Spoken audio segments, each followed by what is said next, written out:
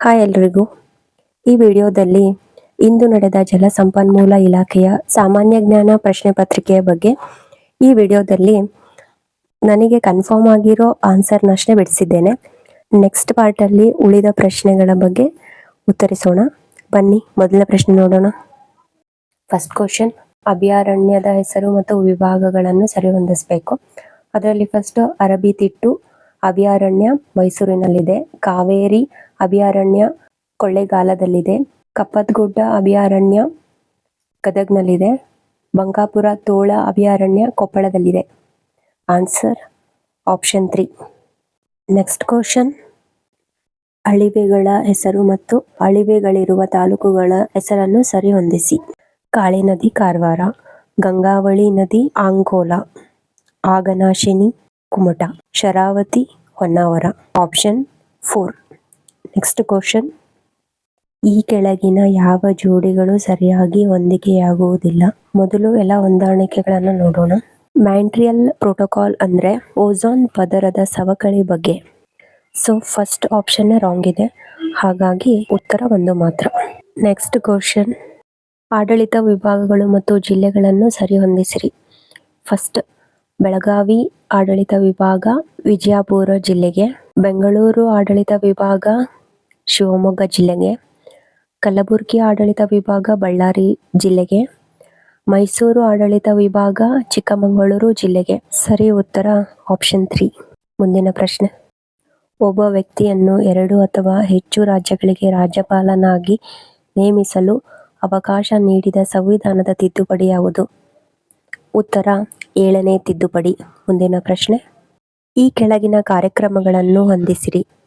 ರಾಷ್ಟ್ರೀಯ ತೋಟಗಾರಿಕಾ ಮಿಷನ್ 2005ರಲ್ಲಿ, ರಾಷ್ಟ್ರೀಯ ಕೃಷಿ ವಿಕಾಸ ಯೋಜನೆ ಕಾರ್ಯಕ್ರಮ 2007ರಲ್ಲಿ, ಮಹಿಳಾ ಕಿಸಾನ್ ಸಶಕ್ತೀಕರಣ ಪರಿಯೋಜನೆ 2009ರಲ್ಲಿ, ದೇವರಾಜ್ ಅರಸು ವಸತಿ ಯೋಜನೆ 2014ರಲ್ಲಿ. ಸರಿಯಾದ ಉತ್ತರ ಆಪ್ಷನ್ 3. ಮುಂದಿನ ಪ್ರಶ್ನೆ, ಹಣಕಾಸಿನ ಮಸೂದೆಯನ್ನು ರಾಜ್ಯ ಶಾಸನಸಭೆಯಲ್ಲಿ ಮಂಡಿಸಲು ಯಾರ ಶಿಫಾರಸಿನ ಅಗತ್ಯವಿದೆ? ಉತ್ತರ ರಾಜ್ಯಪಾಲರು. ಮುಂದಿನ ಪ್ರಶ್ನೆ, ಸ್ಥಳೀಯ ಸರ್ಕಾರಗಳು ಯಾವುದಕ್ಕೆ ಅತ್ಯುತ್ತಮ ಉದಾಹರಣೆಯಾಗಿದೆ? ಉತ್ತರ ಪ್ರಜಾಸತ್ತಾತ್ಮಕ ವಿಕೇಂದ್ರೀಕರಣಕ್ಕೆ. ಮುಂದಿನ ಪ್ರಶ್ನೆ, ಈ ಕೆಳಗಿನ ಯಾವ ತಾಣವನ್ನು ರಾಷ್ಟ್ರೀಯ ಭೌಗೋಳಿಕ ಸ್ಮಾರಕವೆಂದು ಘೋಷಿಸಲಾಗಿದೆ? ಉತ್ತರ ಸೈಂಟ್ ಮೇರೀಸ್ ದ್ವೀಪ. ಮುಂದಿನ ಪ್ರಶ್ನೆ, ಈ ಕೆಳಗಿನ ಯಾವುದು ಜಿಲ್ಲೆಯಲ್ಲಿನ ವಿಪತ್ತು ನಿರ್ವಹಣೆಯನ್ನು ಕೈಗೊಳ್ಳುತ್ತದೆ? ಉತ್ತರ ವಿಪತ್ತು ನಿರ್ವಹಣಾ ಇಲಾಖೆ. ಮುಂದಿನ ಪ್ರಶ್ನೆ, ಮುಖ್ಯಮಂತ್ರಿಯ ಅಧಿಕಾರಕ್ಕೆ ಸಂಬಂಧಿಸಿದಂತೆ ಈ ಕೆಳಗಿನ ಯಾವ ಹೇಳಿಕೆ ತಪ್ಪಾಗಿದೆ? ಅವರು ಸರ್ಕಾರದ ಮುಖ್ಯಸ್ಥರು. ಸರಿಯಿದೆ. ಮಂತ್ರಿಮಂಡಲವು ಮುಖ್ಯಮಂತ್ರಿಯ ನೇತೃತ್ವದಲ್ಲಿರುತ್ತದೆ. ಸರಿಯಿದೆ. ರಾಜ್ಯಪಾಲರು ಮಂತ್ರಿಮಂಡಲದ ಸದಸ್ಯರನ್ನು ಮುಖ್ಯಮಂತ್ರಿಯ ಶಿಫಾರಸ್ಸಿನ ಮೇರೆಗೆ ನೇಮಿಸುತ್ತಾರೆ. ಸರಿಯಿದೆ.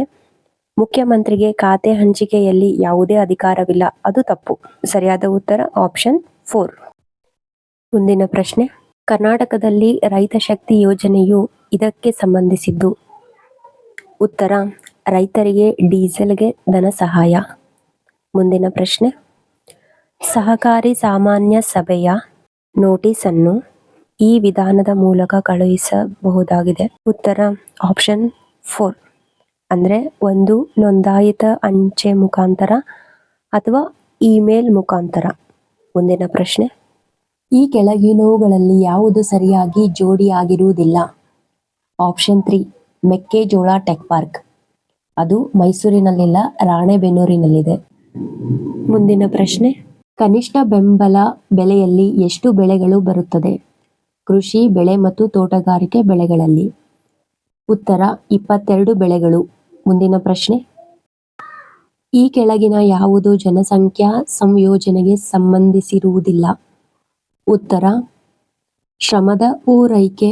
ಮುಂದಿನ ಪ್ರಶ್ನೆ, ಯಾವ ಜಲ ನಿಗಮ ಎತ್ತಿನಹೊಳೆ ಕುಡಿಯುವ ನೀರು ಯೋಜನೆಯ ನೋಡಲ್ ಏಜೆನ್ಸಿಯಾಗಿದೆ?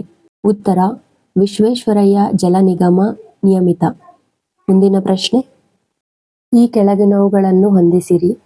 ಉತ್ತರ ಆಪ್ಷನ್ 2 ಭೂ ಅಭಿವೃದ್ಧಿ ಬ್ಯಾಂಕುಗಳು 1951, ಕೃಷಿ ಪುನರ್ವರ್ತನಾ ಮತ್ತು ಅಭಿವೃದ್ಧಿ ನಿಗಮ 1963, ಪ್ರಾದೇಶಿಕ ಗ್ರಾಮೀಣ ಬ್ಯಾಂಕುಗಳು 1972, ನಬಾರ್ಡ್ 1982.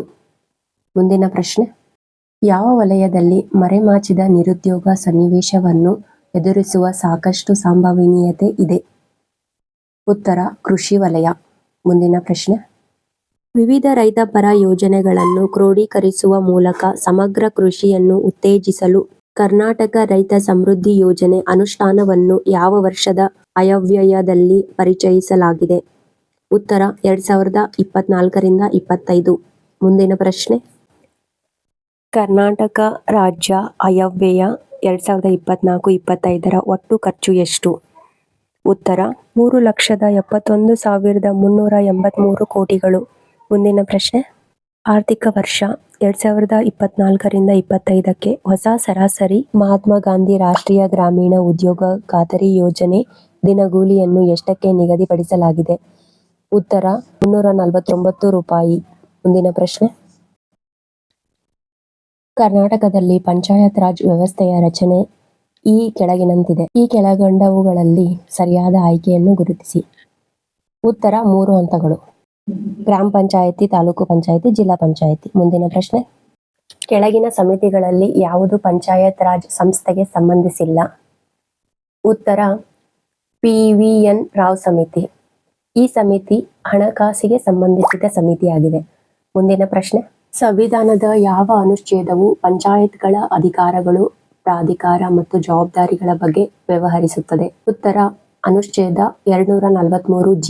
ಮುಂದಿನ ಪ್ರಶ್ನೆ, ಡಾಕ್ಟರ್ BR ಅಂಬೇಡ್ಕರ್ ರವರು ಈ ಕೆಳಕಂಡ ಭಾಗವನ್ನು ಭಾರತ ಸಂವಿಧಾನದ ಹೃದಯ ಮತ್ತು ಆತ್ಮ ಎಂದು ಕರೆದಿದ್ದಾರೆ? ಉತ್ತರ, ಸಂವಿಧಾನಾತ್ಮಕ ಪರಿಹಾರದ ಹಕ್ಕು. ಮುಂದಿನ ಪ್ರಶ್ನೆ, ಭಾರತದ ಸಂಸತ್ತು ಯಾವುದನ್ನು ಒಳಗೊಂಡಿರುವುದು? ಉತ್ತರ, ಆಪ್ಷನ್ ಬಿ, ಭಾರತದ ರಾಷ್ಟ್ರಪತಿ, ಲೋಕಸಭೆ ಮತ್ತು ರಾಜ್ಯಸಭೆ. ಮುಂದಿನ ಪ್ರಶ್ನೆ, ಭಾರತೀಯ ಸಂವಿಧಾನದ ಪ್ರಕಾರ ದೇಶದ 2ನೇ ಉನ್ನತ ಸಂವಿಧಾನಿಕ ಅಧಿಕಾರಿ ಯಾರು? ಉತ್ತರ, ಭಾರತದ ಉಪರಾಷ್ಟ್ರಪತಿ.